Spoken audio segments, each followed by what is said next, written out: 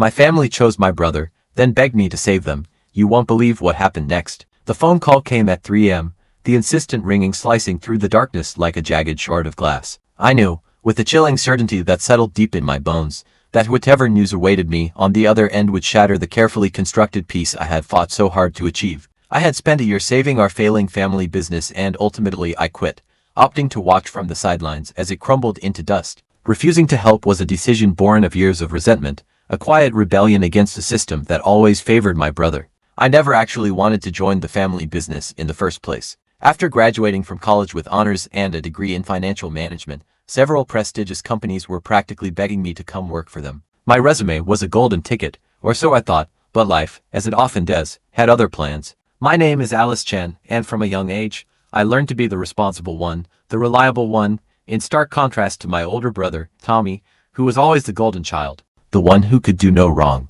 I learned early on to be self-sufficient, throwing myself into my studies and working part-time at our company during summers to earn my own money. A small act of defiance against the unspoken favoritism that permeated our family. Chen Global Trading had been in our family for 3 generations. My great-grandfather started it with just 2 shipping containers of electronics from Taiwan. By the time my father took over, it had grown into a respectable mid-sized company. But I never imagined I'd end up running it. That was supposed to be Tommy's destiny, the culmination of a legacy passed down from father to son. Alice, my father said, his voice unusually serious, jarring me out of my reverie. I had just finished telling him about a promising interview with Goldman Sachs over dinner at his office. What's wrong, Dad? I asked, a knot of unease tightening in my stomach. He gestured for me to sit down, his face etched with worrying lines that seemed to have deepened overnight. The company is not doing well, he confessed, his voice barely a whisper. We're losing money faster than ever before. I felt my stomach clench, a wave of nausea washing over me.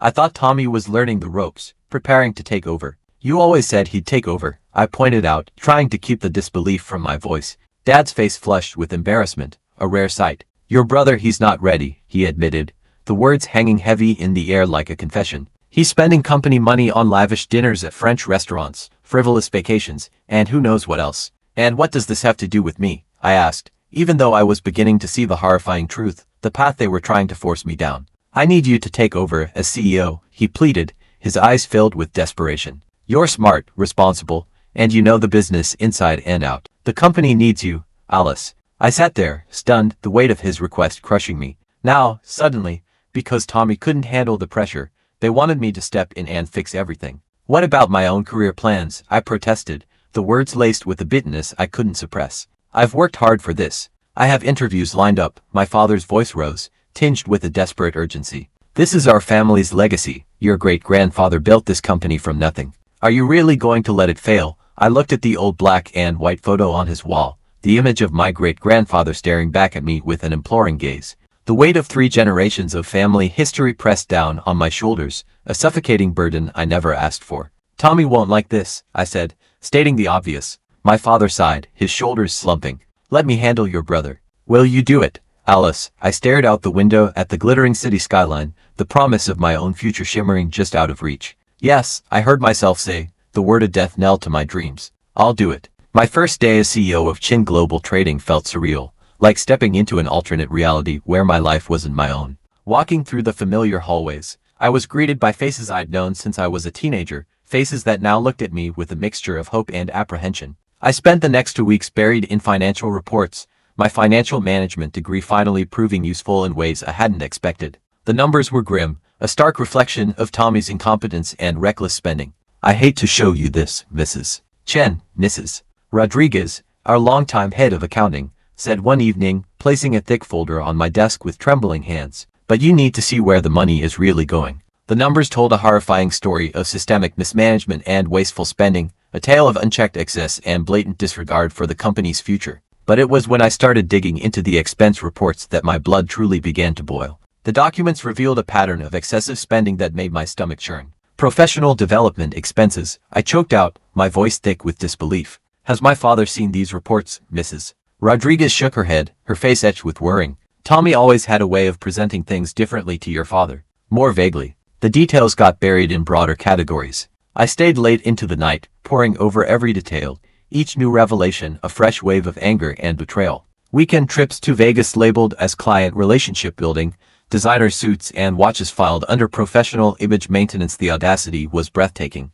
By the end of my audit, I had made my decision. I drafted a new company expense policy, one that would eliminate all of Tommy's excessive privileges and bring some semblance of financial sanity back to the company. Everyone, I announced to the stunned employees the next morning, no more luxury cars, no more penthouse apartments, no more blatant abuse of company funds. As I finished typing the last page of the new policy, I glanced at the old black and white photo of my great-grandfather on the wall. His image a silent testament to the values that Tommy had so carelessly discarded. I'm going to fix this, I promised him silently, whatever it takes. I knew the storm was coming. Tommy wouldn't take these changes lying down. But I had the numbers, the documentation, and, most importantly, the authority to make these necessary changes. Let him try to justify a $1,200 pair of swimming trunks as a business expense to my face. I was reviewing supplier contracts when my office door burst open with such force that it bounced off the wall. Tommy stormed in, his face contorted with rage. "What the hell is this?" he shouted, waving the printout of the new expense policy that had been distributed that morning. "You think you can just walk in here and take everything away from me?" I kept my voice steady, refusing to be intimidated. "These are necessary changes to save the company, Tommy. You've been running it into the ground." His eyes narrowed, and his voice dripped with venom. "You've always been jealous of me, always trying to prove you're better than me. And now you're using Dad's temporary insanity to push me out." "No one is pushing you out," I said, trying to reason with him, even though I know it was futile. "But this is how I maintain my lifestyle. Do you think clients want to meet in some cheap restaurant, drive around in a Toyota?" Tommy scoffed. "They want to do business with someone who looks successful. They want to do business with a solvent company."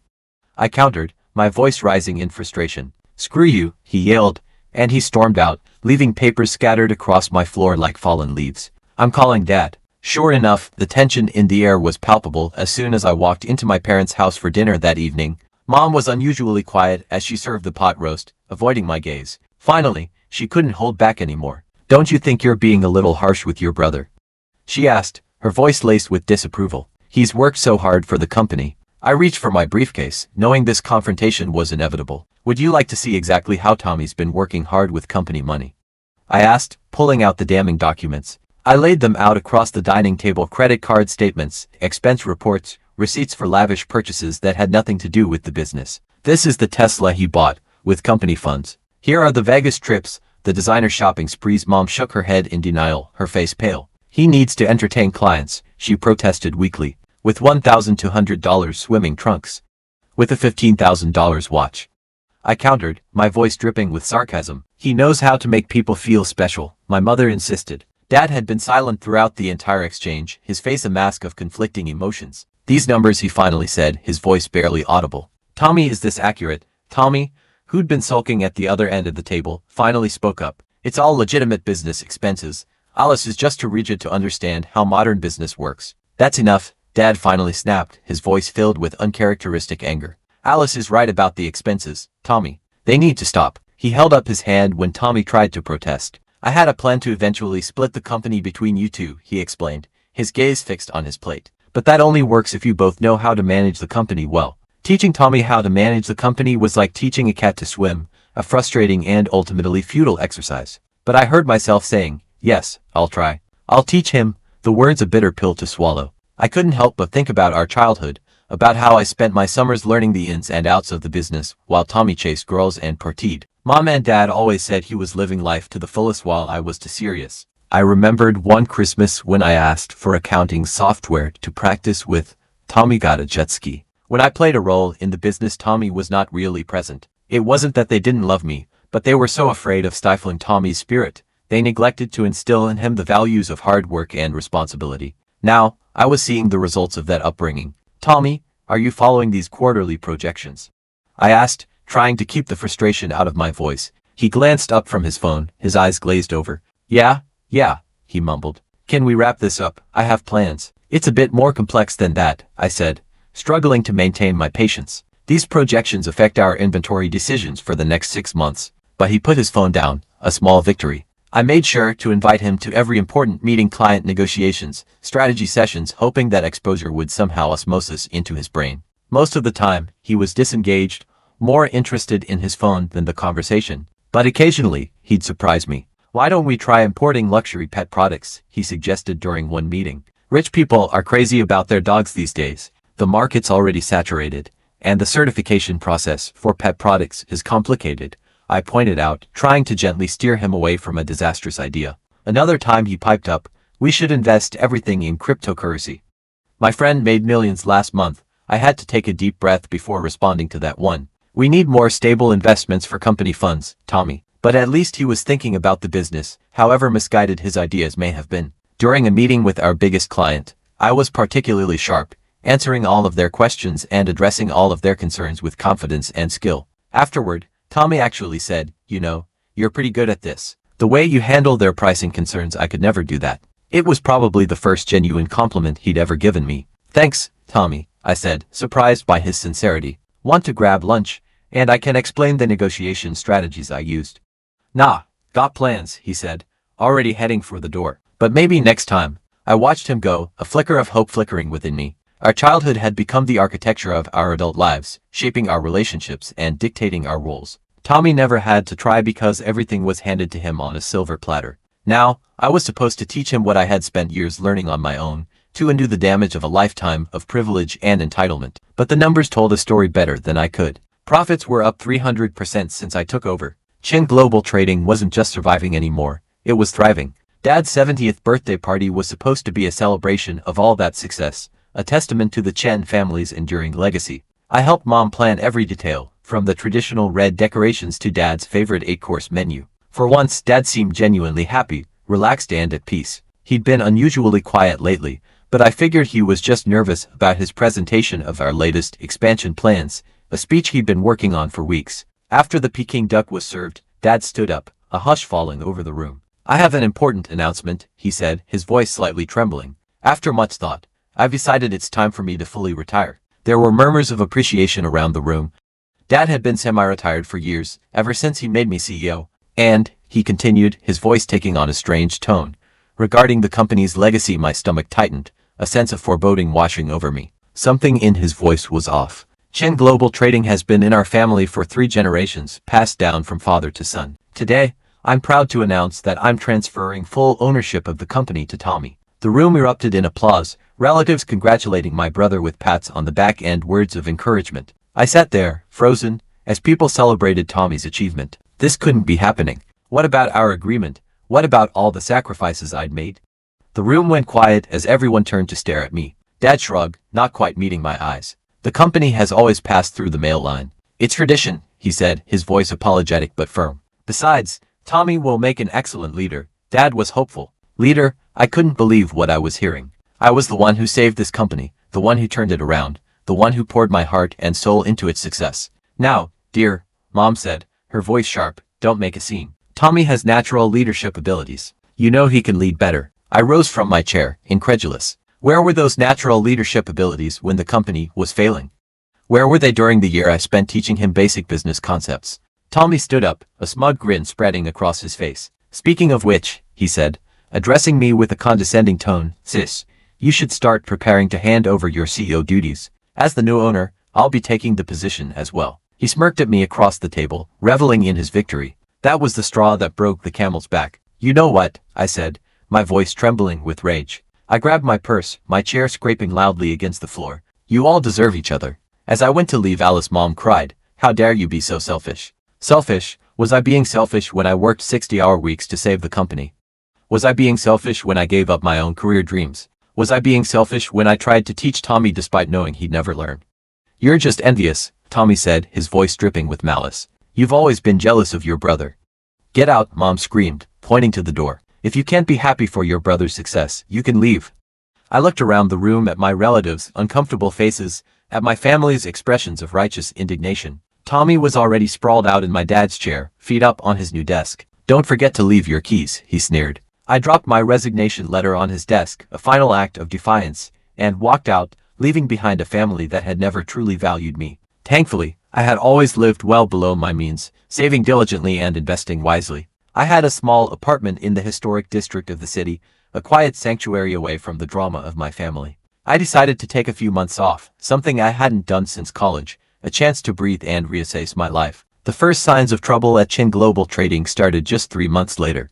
Mrs. Rodriguez called me, her voice shaking with anxiety. They fired me, she said, her voice thick with tears. Tommy said I was too old school in my accounting practices. Over the next few weeks, the bad news kept coming. The new CFO was a guy who used to party with Tommy, someone who barely passed business school and knew even less about finance. He was back to his old spending habits, splurging on lavish dinners and expensive gifts. My former VP of operations bought himself a new Maserati as a company car. But that wasn't the worst part. The worst part, as it turned out, was Tommy's solution to their first major crisis, switching to a sketchy supplier offering suspiciously low prices for the goods. We needed to increase profit to stay afloat, Tommy explained. The products are garbage, a former sales rep told me. Half of them are defective, but Tommy won't listen. He says we're being too picky. Within 6 months, long-term client were jumping ship to partner with other distributors. Within 8 months, most of our long-term partners had jumped ship, seeking more reliable and trustworthy suppliers. I heard it all through the grapevine. Whispered updates from former employees and disgruntled clients. 1 year to the day after that fateful birthday dinner, my phone rang. Dad's name flashed on the screen. I hesitated for a moment, my heart pounding in my chest, before finally answering. Alice, he said, his voice sounding older and more defeated than I had ever heard it. We need to talk. I waited, letting the silence stretch between us, a weapon of my own making. Tommy, he hasn't worked out as we hoped, he admitted, his voice barely a whisper. He cleared his throat. The company's in trouble, real trouble. I'm aware, I said flatly, my voice devoid of emotion. We need you back, he pleaded, his voice laced with desperation. You can name your terms. Tommy, we'll step aside. Take back what's rightfully yours. I couldn't help but laugh, a bitter, hollow sound. Now you want me back? I asked, my voice dripping with sarcasm. After you threw away 8 years of my work because of tradition? After you handed the company over to Tommy based on nothing but his gender? This is our family's legacy, Alice. Your great-grandfather's company, you can't just let it die. My great-grandfather's company died the day you chose your son's ego over your daughter's competence, I replied, my voice cold and unwavering. And I don't care. How can you say that? He pleaded, his voice rising in desperation. This is your family's business. You have a responsibility. No, Dad, I don't. Not anymore, I said, my voice firm. You made your choice a year ago. Now you can live with the consequences. Please, Alice, I'm begging you, he choked out. I hung up and blocked his number, severing the last remaining tie to a family that had consistently chosen Tommy over me. Looking out my office window at the glittering Manhattan skyline, I smiled. My new business card read, Alice Chen, Chief Executive Officer of Morton International. Alice, my assistant, poked her head into my office. The board members are ready for your presentation. I gathered my papers, straightening my jacket and taking a deep breath. The quarterly results were excellent. We had exceeded all projections. Your strategy for the Asian markets is brilliant, Richard Morton, the company's founder, had told me last week. Best decision I ever made bringing you on board. The irony wasn't lost on me. Here I was, being valued for exactly who I was, my skills, my intelligence, my dedication. No family drama, no emotional manipulation, just pure business. News travels fast in family circles, especially bad news. It was my cousin Jennifer who told me over lunch, her voice hushed and sympathetic. They filed for bankruptcy, she said, stirring her coffee with a melancholic sigh. Tommy had to sell everything, the house, the cars, everything. It's all gone. I took a sip of my wine, letting the information settle, a sense of grim satisfaction washing over me. He's moved back in with Aunt Linda and Uncle James. Jennifer hesitated, her voice dropping to a whisper. They're saying it's temporary, just until he gets back on his feet. Mom's making his favorite meals every night, trying to cheer him up, hoping he will try again when the time is right. The details emerged over the following weeks through various family channels. The company's collapse had been spectacular, a self-inflicted wound that had destroyed everything in its path. The defective products had led to lawsuits. The mismanaged funds had led to debt. The alienated partners had led to isolation. Your father had to remortgage their house to cover some of the debt, my aunt confided during a tense phone call. They're saying you could have prevented this if you'd come back when they asked, and helped Tommy. Is that not why you went into business? I laughed at that. Remember my innovative approach to international trade relationships? I replied dryly. Tell them I'm busy transforming company culture at Morton International. They're still not getting it, are they? This isn't about me abandoning my family. It's about them reaping the consequences of their choices. Later that evening, I sat on my penthouse balcony, watching the sunset over the city. I thought about Tommy, about his arrogance and entitlement. I thought about Dad, who chose tradition over talent, who chose favoritism over fairness. I thought about that old black and white photo of my great-grandfather that used to hang in the office, a silent witness to the rise and fall of a family empire. I wondered if they'd managed to save it from the liquidators. A notification popped up on my phone, another glowing review of our company's performance under my leadership. The headline read, Morton International CEO transforms company culture, driving record profits. Should I feel guilty? Should I feel remorse? Should I be torn up inside, haunted by what could have been? They think I should be, my family, with their endless accusations and their unwavering belief that I somehow failed them, but I'm not. Because here's the truth about legacies. My great-grandfather built his company on hard work, integrity, and genuine business acumen. Those values didn't die with Chin Global Trading. They simply took on a different form, a more powerful and fulfilling form. So, here's my question for you, Reddit. Knowing everything you've heard, do you think I handled the situation correctly? Was I wrong to refuse to go back and save the company after my family had so clearly chosen my brother over me? Should I have swallowed my pride and put the family legacy above my own happiness and well-being? Or was I justified in walking away and building a successful life for myself, free from the toxicity and manipulation of my family? I'm genuinely curious to hear your thoughts and perspectives on this whole mess, and how you might have handled things differently given the same circumstances.